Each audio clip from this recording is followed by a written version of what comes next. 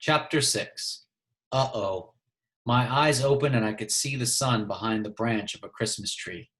I jumped up, folded my blanket inside my suitcase, hid it, and started running the 6 or 7 blocks down to the mission. I turned the corner and said, "Whew." There were still people lined up waiting. I started walking along the line. The end was a lot farther away than I thought. The line turned all the way around 2 corners, then crossed over one street before I saw the last person. Shucks. I walked up to get behind him. He said, "Line's closed. These here folks are the last ones." He pointed at a man standing next to a woman who was carrying a baby. I said, "But sir." He said, "But nothing. Line's closed. These here folks are the last ones." It was time to start line. If I didn't get any food now, I'd have to steal something out of someone's garbage, or I wouldn't be able to eat until the mission opened for supper. I said, "Sir, The man raised his hand and said, "Look, kid, everybody's got a story and everybody knows the rules. The line closes at 7 o'clock. How's it fair to these people who have been here since 5 o'clock that you can sleep until," he looked at his wristwatch, "until 7:15, then come busting down here expecting to eat? You think you got some kind of special privilege just 'cause you're skinny and raggedy? Look in the line. There's lots of folks look just like you. You ain't the worst. Supper starts at 6 p.m., but you see how things is. If you plan on getting fed, you better be in line by 4. Now get out of here before I get rough with you." Shucks. Being hungry for a whole day is about as bad as it can get. I said, "But," he reached in his pocket and pulled something out that looked like a heavy black strap and slapped it across his hand. Uh-oh.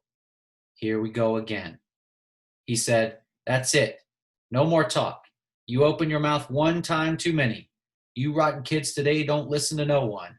But I'm going to show you something that'll improve your hearing." He slapped the strap on his hand and started walking toward me. I was wrong when I said being hungry for a day is about as bad as it can get. Being hungry plus having a big knot on your head from a black leather strap would be even worse. I backed away, but only got 2 steps before I felt a giant warm hand wrap around my neck from behind. I looked up to see whose doggone hand was so doggone big and why they'd put it around my neck. A very tall, square-shaped man in old blue overalls looked down at me and said, "Clarence, what took you so long?" I got ready to say, "My name's not Clarence, and please don't choke me, sir, I'll leave." But as soon as I opened my mouth, he gave my head a shake and said, "I told you to hurry back. Now where you been?" He gave me a shove and said, "Get back in line with your mama." I looked up and down the line to see who was supposed to be my mama when a woman pointed her finger at her feet and said, "Clarence, you get over here right now." There were 2 little kids hanging on to her skirt. I walked over to where she was, and she gave me a good hard smack on the head. Shucks, for someone who was just pretending to be my mama, she sure did slap me a good one. I said, "Ow!" The big square man who grabbed my neck looked at the man with the strap and said, "Boy had to go use the crapper. Told him not to waste time. But like you said, these kids today don't listen to nobody." The strap man looked at the size of the man who called me Clarence and walked back to the end of the line. When the overall man got back in line, I said, "Thank you, sir. I really tried to get," but he popped me in the back of the head hard and said, "Next time, don't be gone so long." The 2 little kids busted out laughing and said, "Na na na na na na, Clarence got a licking, Clarence got a licking." I told them, "Shut up and don't call me." Then both my pretend papa and my pretend mama smacked my head. She looked at the people direct behind us and said, "Mercy, when they get to be this age." The people weren't too happy about me taking cuts in the line. But when they looked at how big my pretend daddy was, and they saw how hard him and my pretend mama were going upside my head, they decided they wouldn't say anything. I was grateful to these people, but I wish they'd quit popping me in the head. And it seems like with all the names in the world, they could have come up with a better one for me than Clarence. I stood in line with my pretend family for a long, long time. Everybody was very quiet about standing in line, even my pretend brother and sister and all the other kids. When we finally got around the last corner and could see the door and folks going in it, seemed like a bubble busted and people started laughing and talking. The main thing people were talking about was the great big sign that was hanging over the building. It showed a gigantic picture of a family of four rich white people sitting in a car driving somewhere. You could tell it was a family because they all looked exactly alike. The only difference amongst them was that the daddy had a big head and a hat, and the mama had the same head with a woman's hat, and the girl had two big yellow pigtails coming out from above her ears. They all had big shiny teeth and big shiny eyes and big shiny cheeks and big shiny smiles. Shucks, you'd need to squint your eyes if that shiny family drove anywhere near you. You could tell they were rich because the car looked like it had room for 8 or 9 more people in it, and because they had movie star clothes on.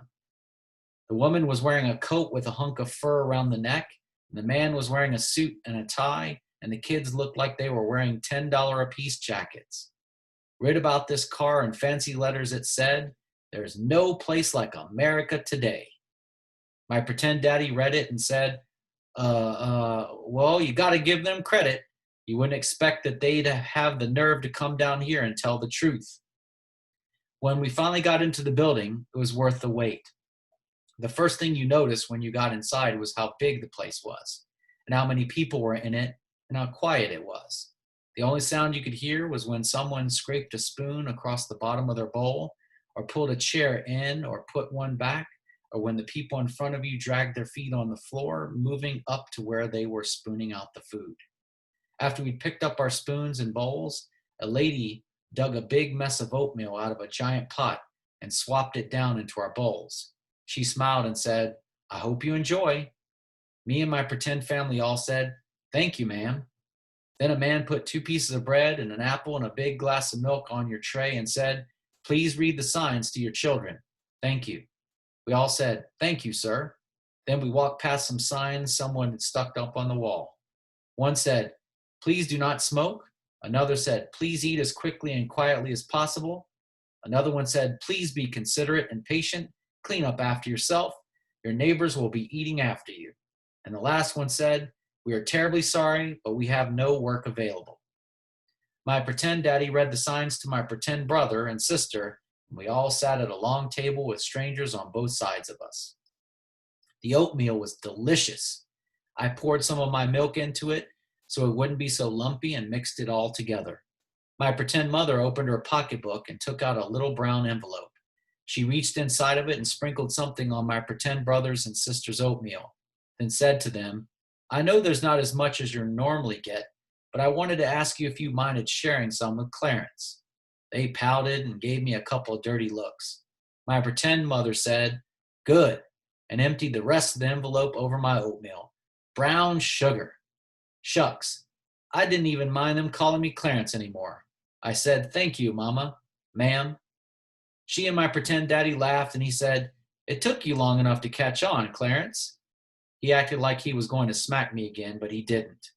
After we'd finished all of our food, we put our bowls up, and I thanked my pretend family again. I asked them, "Are you going to be coming back for supper?" My pretend mama said, "No, dear. We only come here mornings. But you make sure you get here plenty early. You hear?"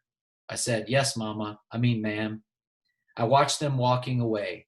My pretend brother looked back at me and stuck out his tongue, then reached up and took my pretend mother's hand. I couldn't really blame him. I don't think I'd be real happy about sharing my brown sugar and my folks with any strange kids either.